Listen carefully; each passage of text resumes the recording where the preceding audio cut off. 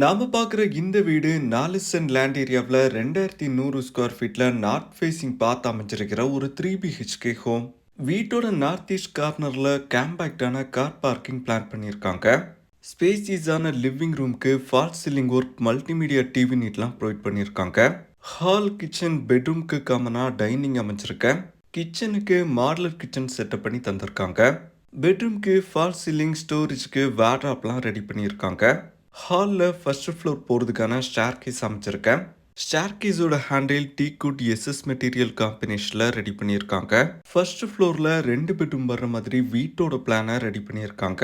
2 பெட்ரூம்க்கும் காமனாக family launch அமைச்சிருக்கேன். வீட்டோட எல்லா பெட்ரூமுமே ஸ்பேசியஸாக ஸ்டோரேஜ் ஃபெசிலிட்டி, ஃபால்ஸ் சீலிங் ஒர்க்கோட ரெடி பண்ணியிருக்காங்க.